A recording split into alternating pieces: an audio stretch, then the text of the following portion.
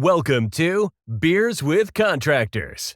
What are the most common legal mistakes contractors make when they're starting their business, and how can they avoid them? Either not having a contract or the contract being inadequate. So a lot of times contractors especially will just, for example, use an invoice and say that that's their contract. It may contain a few terms on the very bottom of it, but in reality, it's not really a contract. So, typically when we see these, it's the contractor's doing fine. And then all of a sudden now a dispute arises and they realize they didn't have a contract in place. And so they're kind of screwed out of the deal. I would say, obviously, anything related to liens is a big issue in the contractor world. You got to make sure you meet the timelines and just make sure you're on top of that. And then a practical, I don't know if this would be necessarily legal, but a practical tip is, whoever controls the money has the leverage. And so especially in construction, whichever side has physical control of the money, the money is in their bank account. They're the ones who control the narrative in the conversation oftentimes. And you can contractually position yourself to be that person. A lot of mistakes that contractors make is that they pay their guys too soon, or the payment terms in the contract are ambiguous and they're not in a position to control and leverage that. So I think a practical tip is, and just something to remember, just whoever controls the money has the leverage. What mistakes have you seen contractors make time and again over your 35 years? Well, most contractors do a really good job. We're talking about contractors, foundation repair contractors. They do a pretty good job of installing the product. And the products themselves are really good products. They're way over-engineered. The problem is, how do you decide where the piers go, or if they're needed? One side, too many, too little. Maybe it's heave and they don't need piers at all, right? Maybe it's expansive soil heave and it's heaving up in the middle and it looks like it's settling on the edge when in fact it's not even settling at all. The thing that I discovered is that a lot of the national suppliers, well, they don't have any products to offer for expansive soil heave, so they don't teach the salesman about it. If you go to a seminar put on by any of the national suppliers, they're not going to talk about expansive soil heave. And as a result, the salesmen don't learn anything about it, and so it goes unnoticed. Now, for the salesmen who maybe have been around a long time and understand it a little better, they're not going to be really motivated to talk about it because they don't have anything to offer for it. And if it's all heave and no settlement, they're going to go home hungry. So, I hear the kind of logic of, well, it looks like it's heave, but could be settlement. Let's just put some piers in to make sure, That's that kind of business. And those are the kinds of mistakes I've seen contractors make. Zach, what's a screw up that was so bad that one of your business partners did that you could brag about it? I'm just kidding. Don't throw them under the bus. I'll give you two. I'll give you from two aspects.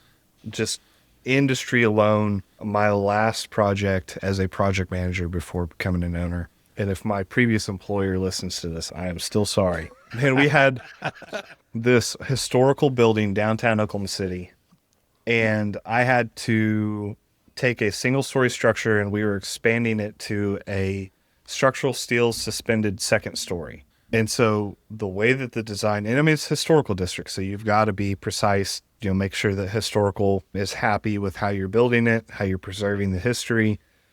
I mean, it had to be exact. Mm-hmm. Pretty much the way that the design set was, old brick town, Oklahoma City building. You got your top parapet of brick. You've got a structural I-beam that set exposed right on top of it. You've just got a masonry joint in between. And then everything was suspended and you went vertical. I had to be to the 16th with that structural steel shop. I missed it by 1.5 feet. Not by an inch. Not by an inch. That much. That much. I had enough space to infill a king brick vertically and still have a gap on both sides. Yeah, that one was pretty rough. That one took a pretty hefty hit on the budget. It was not my most costly. Was the steel shop local on that one? The masonry, the brick provider, the steel procurement and the steel erection was all within about a 20-mile radius. They all know your name. Yeah. Oh, every single one of them. Oh man, that's harsh. That's harsh. As far as just business in general, because that was not even my worst dollar value, but that was just like the most slap myself in the face kind of, God, you're an idiot. God, picking good partners. We made a mistake early. Like I said, there were some parties that, we had wanted to partner with that, looking back, I attribute with, some of our JV partners and at least the internal structure that we have now. God, we are so lucky just in alignment of views, alignment of beliefs, alignment in business, because those early partners, I look back now with, thankfully the wisdom that I've picked up the hard way has been trial by fire.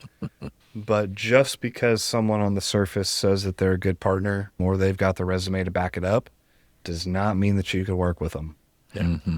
And so, I've seen a lot of companies, and now looking back, I've seen a lot of companies that had a ton of potential and partnered with just, the wrong entity, the wrong person. And man, if I could go back and do it again or slap myself, about 3 years ago, that would be probably the one thing that I would take back. Pick your partners well and make that the longest thing that you draw out in who you do business with.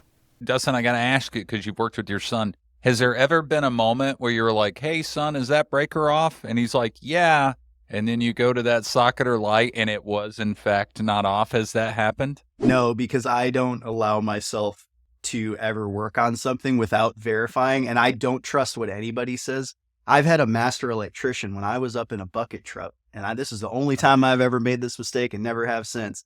He was down below and he was disconnecting some wires, and I was working on the head of this thing up in this bucket truck. And I was like, all right, is it dead? And he sticks his little thing in it. It goes dee dee dee dee dee dee dee and shuts off. He's like, yep, it's dead. Stick my hand in there. It's 480 volt pole. Lit me up. Whoa. Yeah. So I was, and then I got pissed at him and he's like, why didn't you check it? And I'm like, yeah, man. I did. I asked a question. Yeah. No, that was valid. It was the stupidest thing. You always check. Yeah. Don't trust anybody. Yeah. What's the best roof venting method and why? So I'm going to say that there's not necessarily a best, because every roof is so different, unless you're in like a bunch of tract homes or something. Ventilation is something that we're very passionate about and something that we look at because it causes so many problems. I was on a roof like last week, and it was like a 50 square house, which is, square is 100 square feet. So a 5,000 square foot roof, and it had 4 box vents. So by code, that should have had about 18 box vents. Yeah. And the shingles they had blisters and missing granules. I mean, everywhere. It looked like it was boiled from underneath, essentially, because that's kind of what it did, is it got super hot and all those granules popped out, and it was worse than hail. And you're talking about probably a $40,000 roof totaled because the guy who installed it didn't pay attention to ventilation. Yeah. And just trashed the roof, voided the warranty. I mean, there's no manufacturer warranty at that point. So, it's a big deal. So I like ridge vents. There's a solar vent that we use that I really like because, on a lot of roofs, a lot of the architectural roofs, they come up more to a point instead of having a big long ridge. And so you've got to have something up at the top that can get all of this air out. And a power vent or solar vent is almost the only way to do it on that type of roof. And so there's a solar vent that we use that we are really happy with. That's got a lifetime warranty, and the customers don't really have to worry about it. When it gets to a certain temperature, it turns on, gets the air out, turns off whenever it gets it to where it needs to be. I guess if there was a preferred ventilation, that would be it probably. Is there a time that you have failed so significantly bad that you can now look back at it and be like, I'm kind of proud of it, and I learned a lesson? There was a time where, and it didn't turn out to be, like I said, I'm still here, but I went around and I was measuring out for edge angle for deck, And I was considering, for some reason in my head, I had 10 inches as a foot. I don't know if I was trying to use the metric system or what, but I welded miles of this edge angle on at 10 inches when it was supposed to be a foot. And, you know, with deep penetration, it's hard to break those welds loose. It took about 3 days of fixing it. man. Of kind of an all hands on deck. How do you even remove those? Like, I mean, you can't just take a little grinder. No, you got to take a big grinder. And you got to grind for hours, days. Like they say, you might not be a good welder, but you'll make a heck of a grinder. Yeah. Mike, you've been out there for so many years, and you must have seen contractors struggle to hire field staff. What are some of the biggest issues that you see them making, or biggest mistakes that you see them making when trying to put good people in the field? Yeah. So first one is probably the mindset that they bring to it, right? Mhm. This is just, some hourly rate person that, I need a laborer, I need an installer, I need a carpenter, electrician, whatever. And they kind of don't put the credence and level of attention on them as they would say if they're hiring, a general manager or marketing manager or finance person for the company. And you have to recognize even the laborer is just as important to your success as everyone else. So treat everybody, similarly. But the biggest mistake I would say that I see is that, again, they're just hiring people for the job. And that's at any level, right? I need you to do this. I need somebody to do this, and they hire for that. But you got to go to the end game, right? What I mentioned earlier, the retention piece. So if you're not thinking about retention up front, that's probably the biggest mistake you're making. Because otherwise you're just going to have a revolving door, right? And you're going to constantly be flipping people. And everyone always believes it's so hard to hire good people, right? Which means your mindset on what you believe people are worth needs to change. And then when they go to hire, what they're hoping to do is hire those elusive A players, right? The best of the best. And then even if you get lucky enough to hire one of them, which, by the way, there's only about 20% of the world's population, working population, that are natural A players. And probably half of them are running their own companies or will be soon. So they're going to come work for you to learn your stuff and then go, I can do this myself, right? So they're not going to be with you probably very long. Or, they're very high paid executives working for huge corporations, right? So with lots of perks. But that mindset has got to change. And you got to recognize that over 60% of the working population are B players, or what we like to call high potential candidates. That's the reality of what you're going to be dealing with mostly. So the mindset is the career path. I have to transform those new hires into passionate, collaborative, productive company advocates. And that starts in the hiring process, but it really happens in the first week in the training onboarding, and then it continues throughout the life cycle. There's a really big disconnect for people when it comes to vented attics versus spray foam. It's contractors I'm having a back and forth with. Obviously, consumers, for the most part, are still pretty limited of knowledge of how a house works, but they know what a basement is and they know what an attic is. And conventional wisdom, the little bit that your average consumer has, is always attic. Well, you got roof vents on the roof, you got soffit vents, and that's vented. And so spray foam comes along and says, hey, we've got a better mousetrap. We're gonna get rid of that insulation at the ceiling, and we're gonna raise that thermal boundary up to the roof line. And really, a lot of people don't make the connection that really what we've done is we've made that attic virtually the same thing as a bedroom or a bathroom. It's interior space. It's albeit passively conditioned, but it's conditioned. And so I still see it even on new construction homes where they do that. They raise the thermal boundary up to the roof, but then they still vent the space, which is really the same thing as insulating and finishing out your living room and then leaving both windows open. And I see it happen all the time. And those people they're complaining. They don't get why their house isn't comfortable. And it's, well, 4 static vents on a roof and some soffit vents. I mean, that's really more than like a couple of windows being open. We're talking about a garage door, being left open. Wow. And so that's one where, and that's sadly, I mean, just to put it bluntly, there's such a There's such a need for a greater understanding of construction science for spray foam contractors, and it seemed odd. And I think the damage comes in that if you are a consumer, to some degree, you understand that you're hiring somebody who has got the wherewithal, that they are actively participating in chemical manufacturing in the back of a trailer, and so the expectation would be, well, they definitely understand construction science and thermodynamics, and the reality is they don't. Most guys that are a spray foam contractor, started as a really good sprayer, and then went out and did it for themselves. I've got a slide that I use in almost every presentation, and I say that knowing how to spray foam really well is the last thing that you need to run a good spray foam business. What's some of the crazy safety stories that you've had come through? One thing I can remember here, we were putting in my epoxy room where we have like a designated room in my shop for pouring. It's temperature controlled and it's keeps dust and everything kind of out of it. And when I was blowing the wall open, I was knocking out some studs, and this is like the cap of my stupidity, but I like pushed the wall out or something, and the header beam just came down and like just clocked me right on the head. And it would have knocked out a normal person.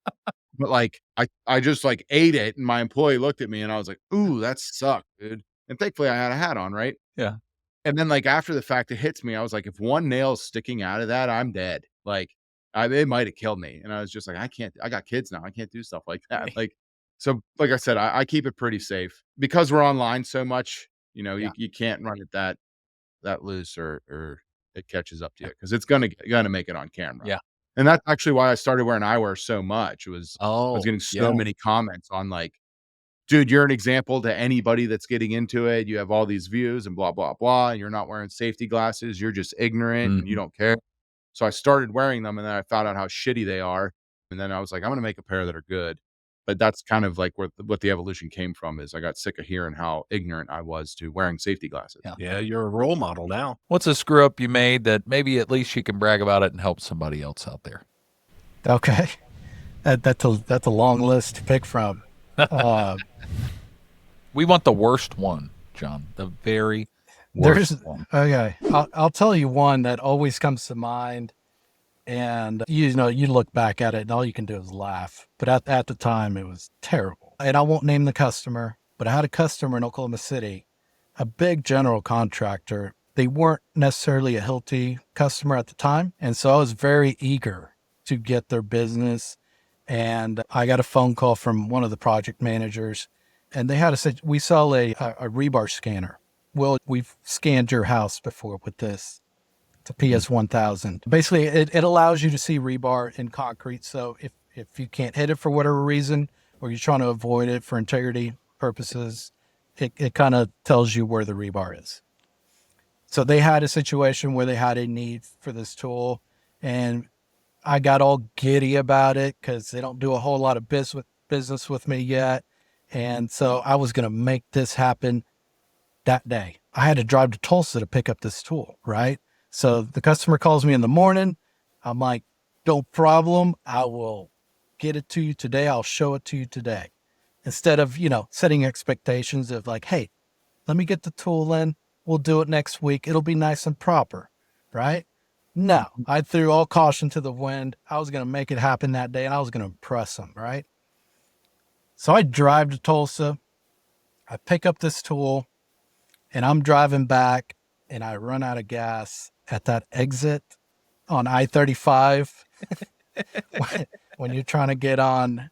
It's like where all the intersections meet, all the highways meet, right? I was barely in the city, and I run out of gas. And so I'm parked over in the highway, and I walk my butt there's a Shell station across the bridge, right? And so I'm running, and I buy a gas tank, and I fill it up with gas, and I run back to my car. Very windy day, by the way. Very windy day. And all right, so I put enough gas in there just to get to the gas station. Yep. Gas all over me, spraying all over me as I'm trying to fill up my. Okay. So this very important customer is waiting for me, and I'm on the side of the highway, putting gas and I smell like gas. He calls me and he's like, hey man, we're all here. The owner's here. All the key project managers here. We're just waiting for you. I'm like, all right, I'll be there. I got slowed down. Don't worry about it. I'm like, I smell like gas. I can't go there smelling like gas. So I rush home, take a shower, still smell like gas. Didn't matter. I rush back. They've been waiting for me for like an hour and a half. I get the tool out. Battery's dead. So I can't run the tool. And, you know, a minute into realizing that, you know, the owner starts walking away. The project manager starts walking away, and it's just me and my battery and just the fumes of gas in my nostrils all by myself. And that was a terrible day. I went home and cried and didn't go back to work. So in your business life, what's a screw up you've made that, you know, somebody out there can learn from and hopefully put in their own business? I brought on some business partners, did the old handshake like most business partnerships do. We did not court each other. We just said, hey, let's do this. We did this, and we'll just say at the end, it ended in bankruptcy for me and the business. And it's the best thing that I've ever screwed up. I took that scenario, that story, that journey, and I said, you know what? As a coach, there's probably other business partners out there that feel like I did. Without getting into details, we were all miserable. Every business owner in that partnership, we were miserable. The team could feel it. Everybody knew it. So I'm glad it happened, because it probably would have, if that would not have happened, I'd still be miserable. And so filing bankruptcy, one partner left, the other two stayed. I had ended up having to file bankruptcy, which if you don't understand what that is, that means you lose everything, right? Except for your house. It has gotten a little easier these days. I'm not encouraging anyone to think, oh, it's just, I'll just file bankruptcy tomorrow, right? I'm not encouraging that, because it is a grueling process. It's about a 2-year process. Leading up to that, though, was about 5 years of pure hell. Just being in that partnership, being in the same building with that, going through litigation, going through depositions, going through the slander and the defamation, all that stuff just was not fun at all. But at the end of the day, my administrative assistant, she asked me, she said, why are you the only one smiling in this meeting? Yep. And I said, because I have no one to blame but myself. And she said, what are you talking about? I said, I'm the one that brought this cat into our building. I'm the one that brought this person into our partnership. I owned this business before they even knew about the business. It's my fault. My screw up was I didn't do my due diligence, and I did not reach out to a professional. And so that's my advice. When you are in a situation, whether it be accounting, if you're not an accountant, don't do your accounting, right? Hire a professional. If you're forming a partnership, don't go online and download silly partnership things from all those sites that's out there. Hire an attorney. And so that's my lesson is, when it's something, just like if you were to possibly have a diagnosis of cancer, right? I'm not going to take that one doctor's advice. I'm going to go to maybe a couple of 3 other specialists just to make sure. I mean, I trust you, but I just want to make sure that we're all on the same page. So that would be my advice, is hire a professional when it's something you don't know, because just like that partnership, that cost me everything. And there's nothing like starting over when you're 50 years old.